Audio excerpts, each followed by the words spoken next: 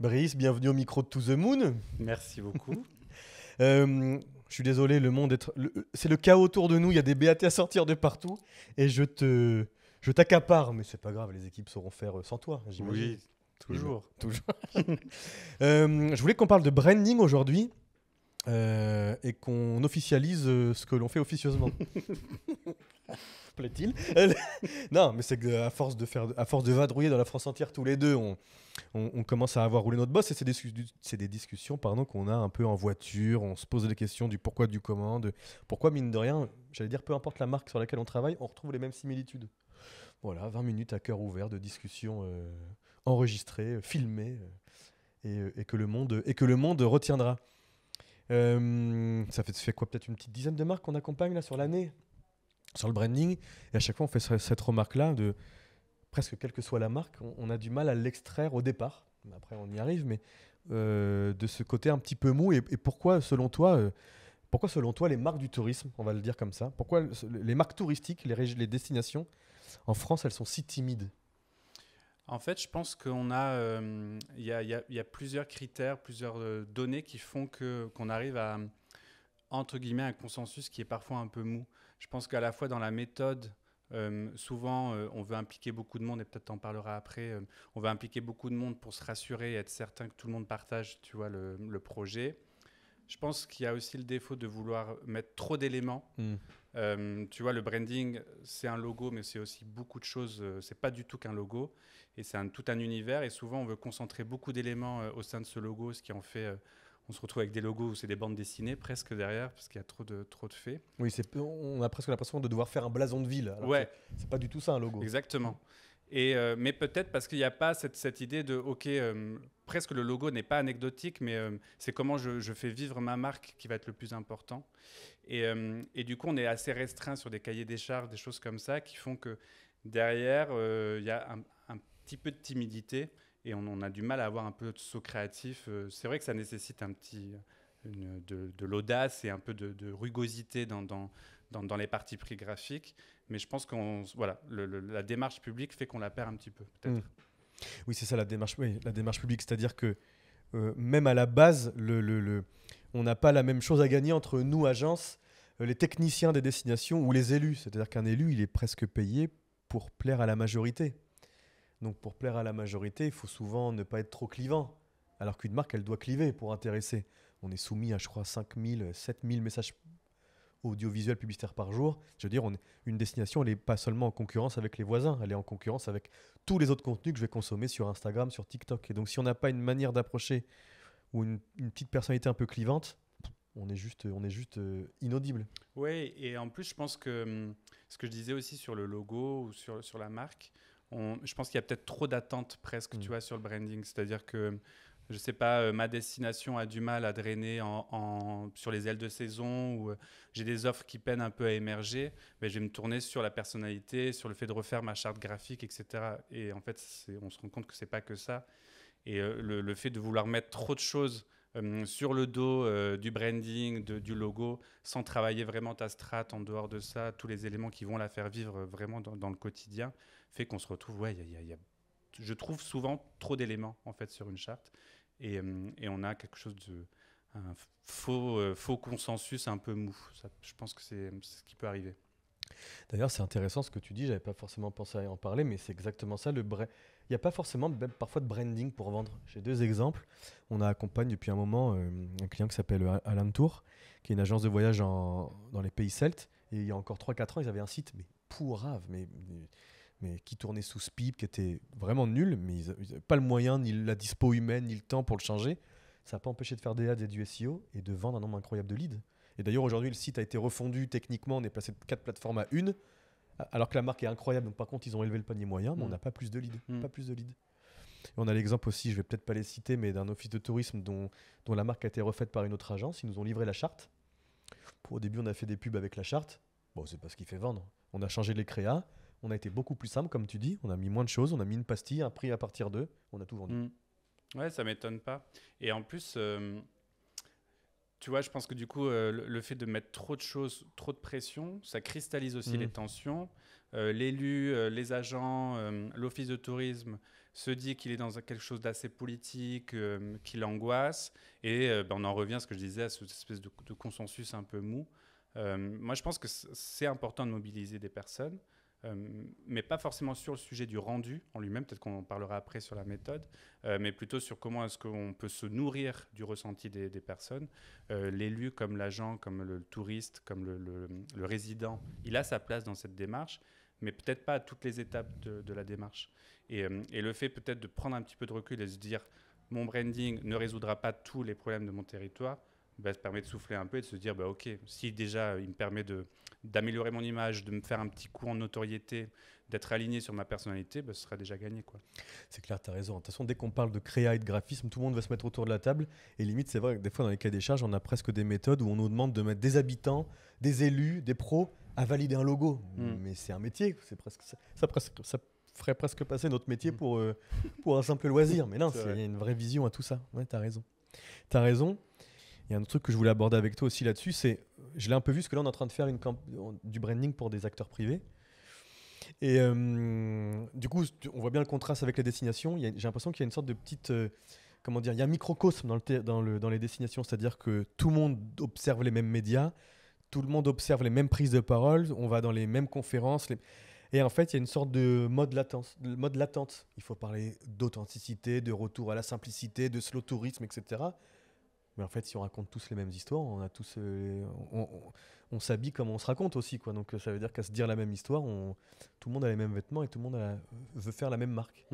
C'est vrai qu'il y a eu un peu cette... je trouve qu'on s'en éloigne un peu, mais il y a eu un peu cette tendance, on va dire, je ne sais pas si c'est vraiment tendance, mais sur l'authenticité, le retour au naturel, etc. Nous, je sais qu'on était un peu connus pour être... pas forcément en confrontation, mais en se disant c'est pas ça qui fera votre axe de différenciation.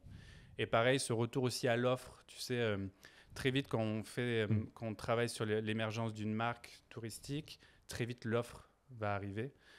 Et no spoiler, mais vous avez globalement tous les mêmes offres, à part certains, les grosses, qui peuvent avoir des offres qui vous différencient fortement. Mais globalement, vous avez globalement les mêmes offres. Et le fait de se positionner uniquement sur votre offre, c'est ce qu'on dit assez régulièrement. C'est une erreur parce qu'elle vous enferme en fait dans quelque chose. Et puis il y a votre offre et puis il y a votre destination, ce sont des points différents. Et des fois, tu vois, le jonglage entre les deux est plus difficile. Et peut-être que dans le privé, il y a d'autres critères qui rentrent dans la réflexion qui permet d'être un peu plus challengeant en termes de branding. Et puis oui, c'est pas être poil à gratter pour être simplement poil à gratter, mais effectivement, et c'est peut-être aussi parce que beaucoup de territoires... On a eu encore le cas, en réunion, là, juste avant qu'on présente le podcast, pareil, exactement ce que tu viens de dire. Un client qui nous dit, j'ai une offre assez éparse, j'ai pas le Tour Eiffel chez moi, j'ai pas de grande locomotive, donc du coup, va falloir faire une marque qui rassemble tout ça. Je dis, mais justement, si t'as pas grand-chose et que ta marque, elle montre pas grand-chose, ça va vite sur ton truc. Et donc, et c'est ce que je lui ai dit, d'ailleurs, des Tours Eiffel, il y a plus de gens qui sont comme toi que des Tours Eiffel. Hein. Il y a beaucoup plus de territoires avec la loi NOTRe, le rassemblement des communes qui n'étaient pas du tout touristiques. Aujourd'hui, il y a plus de gens, plus de destinations qui ont moins à montrer que de Paris. Hein.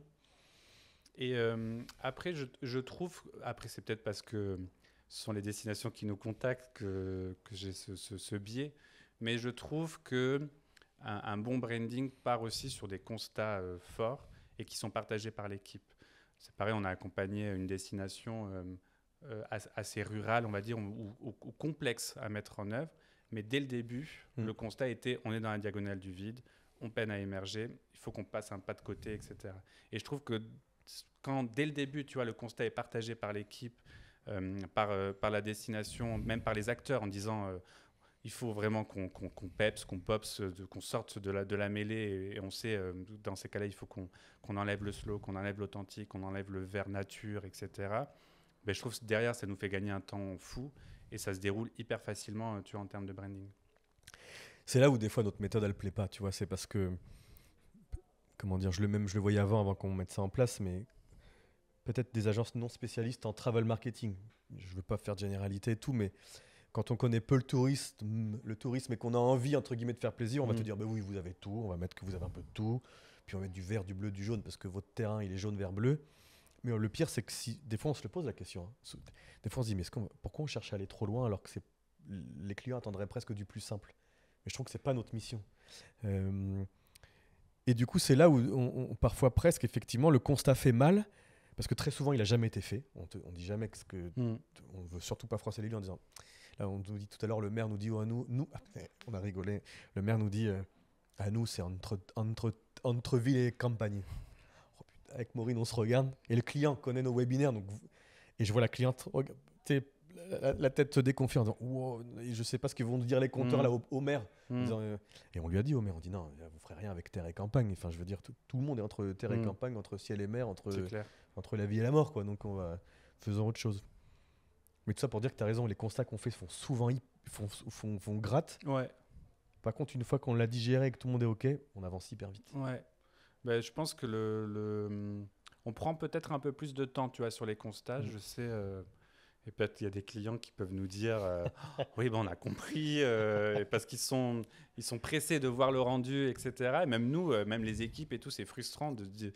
On met du temps avant de coucher en couleur sur de la créa. Tu vois, on fait des planches, on regarde avec le client. Donc en vrai, mais ce qui fait que, on va en parler sur la méthode, derrière, on a déjà une orientation qui est prise. Toute l'équipe, y compris en interne, comprend la direction sur laquelle on va.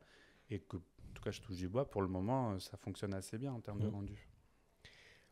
Et dernier truc, peut-être que je voulais, avant qu'on passe à la méthode, parce que ça va être intéressant, il y a peut-être aussi le mode de gouvernance qui fait ça. Donc, c'est-à-dire que dans le secteur institutionnel, il y a une petite tendance de fond où tout le monde suit tout le monde. D'ailleurs, c'est marrant, maintenant qu'on commence à être un peu poil à gratter, ça se suit un peu. On devient un peu aussi moteur de ça, et tant mieux, hein, c'est très cool. Et on va trouver d'autres poils à gratter, d'autres sujets qui sont poils à gratter. Entre terre et campagne, par exemple. Oui, adieu le slow, bienvenue, c'est clair. Mais peut-être le mode de gouvernance, c'est vrai que quand on y pense, c'est des territoires qui avant existaient seuls. On se regroupe, des territoires qui finalement, naturellement, on les a regroupés par constance politique, mais naturellement, ils n'ont peut-être rien en commun, d'ailleurs souvent c'est parfois ça. Avec des gens, direction, élus, qui doivent quand même garder un semblant de légitimité et pas tout lâcher. Donc parfois, c'est pour ça qu'on parlera de la méthode après.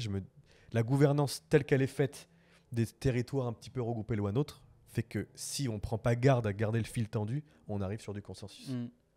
Oui, et ça nous est déjà arrivé sur des noms de destinations, tu sais, de cette difficulté à dire oui, mais en fait, il faut qu'on représente l'ensemble du territoire.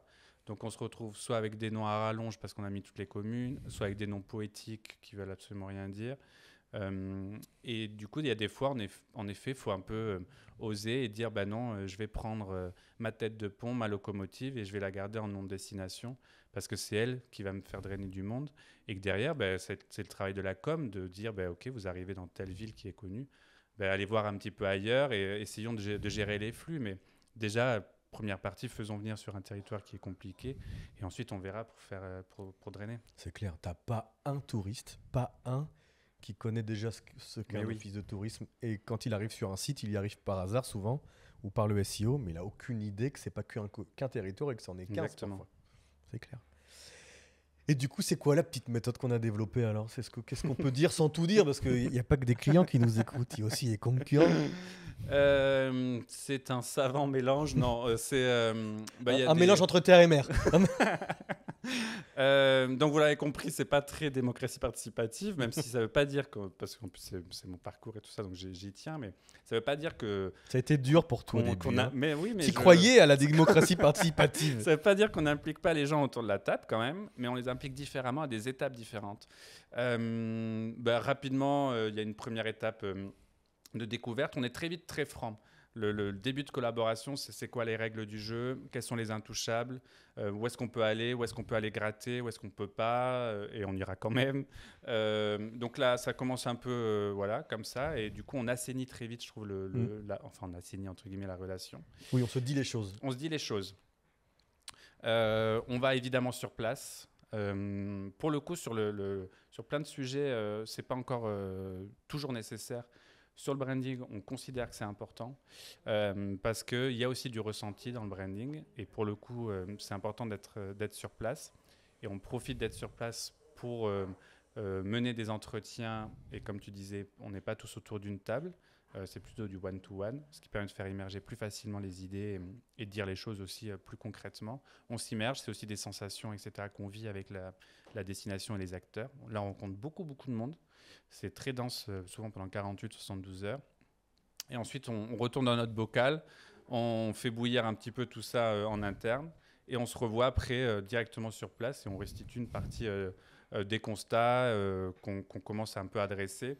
Et à cette étape, si on a bien bossé, normalement les constats sont bons et on a des pistes d'orientation de marque. Et c'est à ce moment-là qu'on se réunit un petit peu pendant 2 jours, quoi. Et d'ailleurs, on montre jamais de créa la première Non. fois. Parce que quand on l'a testé, le client se concentre, mais on est humain, on fait tout ça. Hein. On se concentre sur la forme et jamais sur le fond. Donc des fois, par contre, c'est frustrant, ils ont envie de voir plus de ça. Ils m'ont dit, est-ce qu'on est d'accord sur la première étape de la marque? Et ensuite, on passe à un bout de créa. Et 2 trucs sur le... Parce que les gens vont dire, mais ils sont odieux, ce sont des odieux personnages, la démocratie.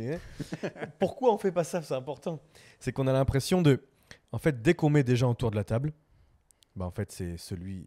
Il y a toujours une sorte d'égo et de prise de pouvoir naturelle qui se fait. On l'a fait des dizaines de fois, ça se passe toujours de la même manière. On met 15 personnes autour de la table. Celui qui va vouloir donner son avis va vouloir forcément être écouté. Si on n'a pas pris en compte son avis, il nous le dira après. Et quand il y a de la direction et des élus, forcément qu'il y a un ego qui rentre en jeu. Et que déjà d'une, on ne dit pas tout ce qu'on a envie de dire parce qu'il faut tenir la face avec les copains à côté. Et deuxième truc, c'est quand on dit un truc, du coup, on a envie absolument d'être écouté. Et alors après, si on ne suit pas la même voie, on est coincé. Oui, et je pense que c'est exactement ça. Et puis on l'a vu, ça se constate toujours quand ça se passe comme ça. Je pense qu'en effectif plus réduit, les choses émergent aussi plus facilement. On ose plus dire les choses. Et puis, entre guillemets, on n'est pas idiot, tu vois. C'est-à-dire que la parole de l'élu ou la parole de la direction, on sait son importance, on sait son orientation et on sait que ça fait partie des gens qu'il faut qu'elles soutiennent le projet, sinon il n'aboutira pas. Mais voilà, on n'est pas idiot et on sait le degré d'investissement et d'intégration dans notre réflexion qu'ont ces personnes-là, parce qu'elles ont un poids et que c'est important de les considérer. Mais voilà, ça ne nous empêche pas des fois, évidemment, d'aller un petit peu à contresens de ce qu'attendent les directions et les élus, parce que c'est notre travail. Et puis c'est pareil, comme je disais, on l'a dit dès le début, qu'on allait être un peu à rebousse-poil avec eux. Et globalement, on arrive, je dis pas on arrive à faire changer d'avis, mais on arrive à trouver une orientation où chacun s'y retrouve, avec plus ou moins de difficultés, mais qui globalement fonctionne. J'ai cru que tu allais dire consensus, mais effectivement, non, j'ai failli, mais non. c'est jamais le consensus. D'ailleurs, des fois, on présente des marques et ça nous est arrivé avec Maureen sur une marque et l'élu dit pas du tout. Et là, premier à parler, il nous dit c'est de la merde. Et les autres mesures tempèrent, mettent de la cohérence et pas de l'émotion dans le truc. À la fin, c'est validé. À la fin, c'est validé. Alors qu'on n'a rien touché entre le début et la fin. Oui, c'est pour ça que je dis qu'il y a quand même de l'intelligence. Enfin, tu vois, c'est juste l'idée de l'effet de groupe qui fait qu'on peut taire certaines choses et, comme tu disais, créer un espèce de courant de pensée unanime qui, des fois, ne sert pas le projet, quoi. Et c'est pas parce qu'on met pas d'intelligence collective qu'il n'y a pas d'intelligence. Les projets... c'est pas qu'il n'y a pas d'intelligence collective pour le coup. C'est-à-dire que les projets où on a été le plus loin, à chaque fois, les 3 que j'ai en tête, c'est quand on avait le client à côté de nous, c'est lui qui nous donnait des idées de dingue. Et des fois, on pourrait se dire, bah alors l'agence, à quoi vous servez? Mais non, on a initié le truc, et c'est pas parce que le client te donne une idée de ouf qu'il faut absolument la retravestir. Elle est incroyable. Je me souviens, on a fait des bootcamps parfois où dans la synergie d'équipe, il y a des idées qui fusent. On se les garde bien, on les remet à l'identique parce qu'elles sont merveilleuses. On n'a pas d'ego non plus, nous, à vouloir tout créer tout seul. Ah non, au contraire. Et même au-delà, tu vois, il y a plein de fois où, et ça je l'ai déjà dit, où on aurait pu se faire plaisir. Tu vois, même en créa, même en promesse, en positionnement, où on aurait pu partir sur des choses beaucoup plus fortes, créatives, se faire plaisir et tout ça. Et on a, comme tu disais, on a déjà une connaissance quand même du tourisme et on a un peu on ne peut pas reprocher aux gens de ne pas avoir les pieds sur terre si nous-mêmes on ne les a pas aussi, et se dire, bon ok, pour cette destination, on va peut-être pas s'emballer et faire du joli mot juste pour faire du joli mot. Tout est quand même souvent justifié ou travaillé et on essaie d'être un peu cohérent dans ce qu'on propose à chaque fois. Et puis je voulais juste rebondir sur la démarche collaborative ou les limites du collaboratif dans tout ça. globalement, on en fait. On rencontre beaucoup de personnes, on rencontre, je sais pas, au moins 20 30 entretiens pour un seul branding. On les retrouve aussi quand on se fait des bootcamps, quand on va sur place. On remobilise aussi le groupe. C'est simplement qu'on ne les fait pas intervenir sur certaines étapes, on les fait intervenir sur d'autres étapes du projet. Et pour le coup, je trouve ça assez cohérent. Et c'est 10 fois plus efficace, effectivement. Ce n'est pas collectiviste, c'est collectif. Voilà, on fait intervenir tout le monde à différentes étapes, mais c'est pas chacun donne son avis.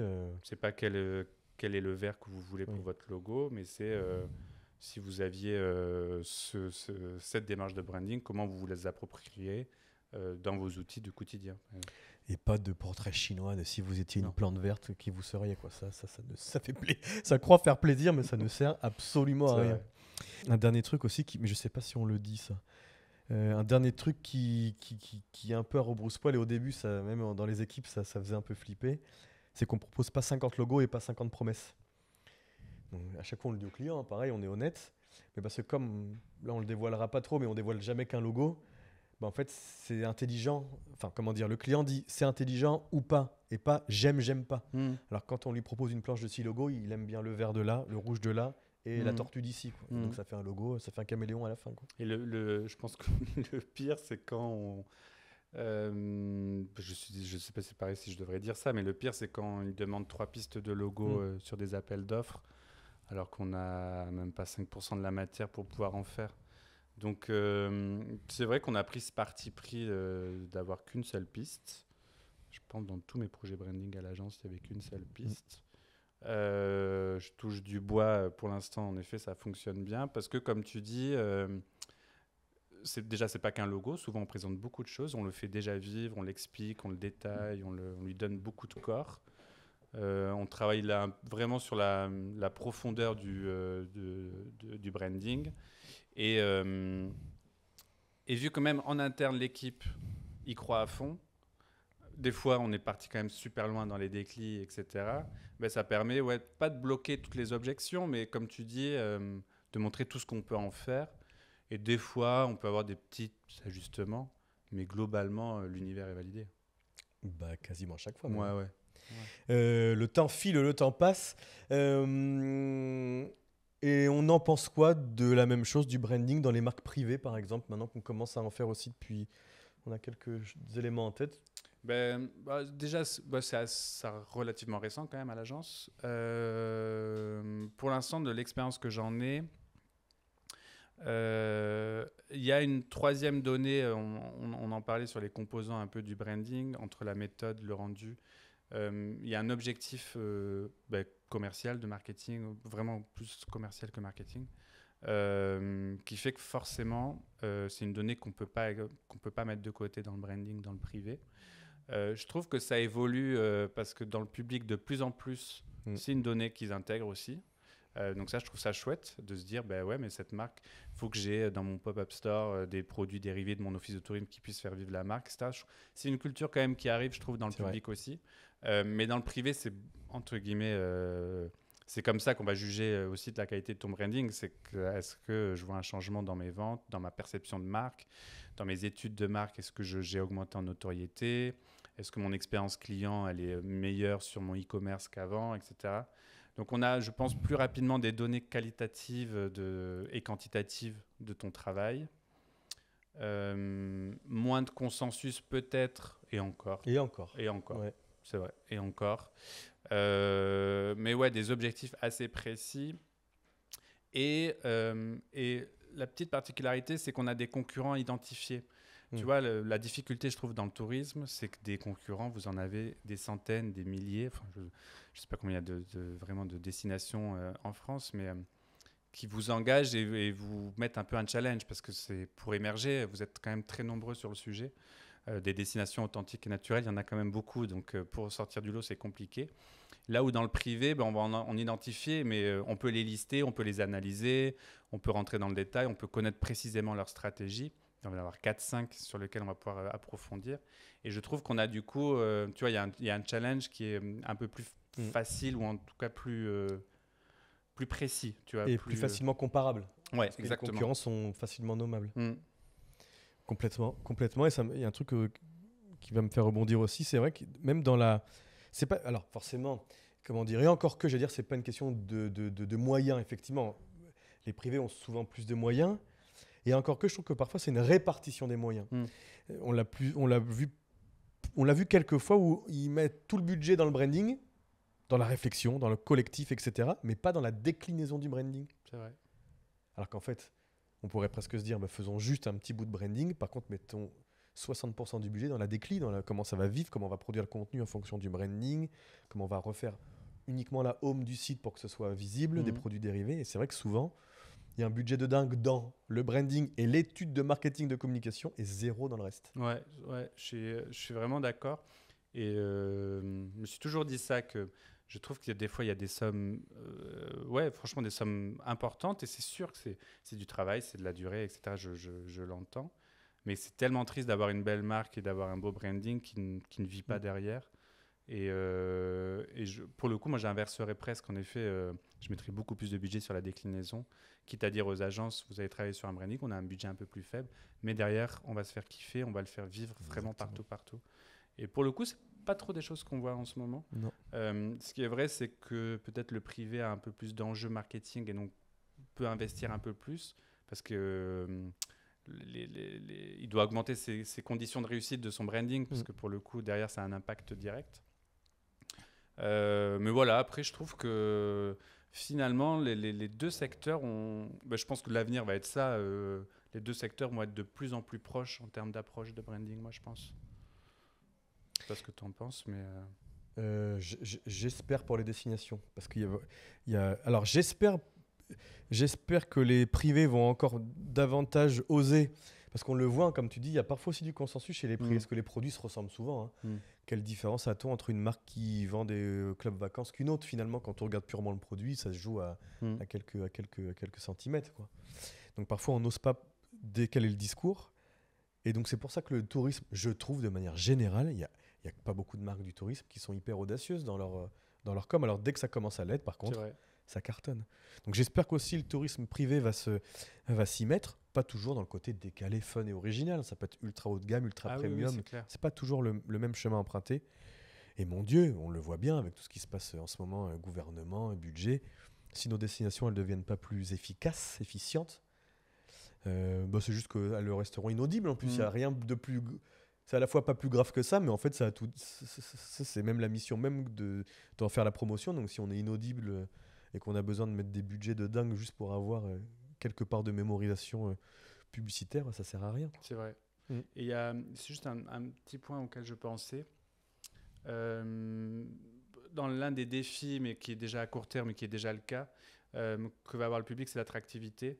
Et on sait que c'est un sujet qui va être de plus important. Et pour le coup, ça questionne un petit peu sur le branding. Parce qu'un branding dans le tourisme n'est pas un branding pour l'attractivité.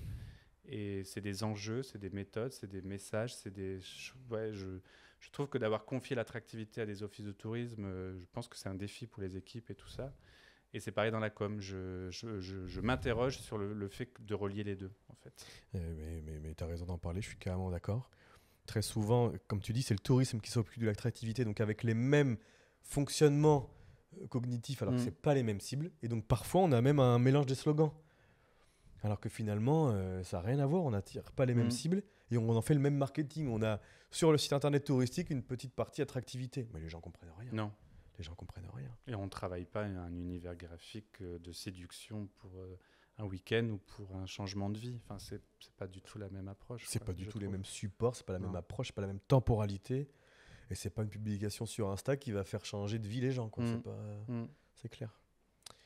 Bien vu, le temps file parce que nous avons des réunions, nous devons retourner à nos projets.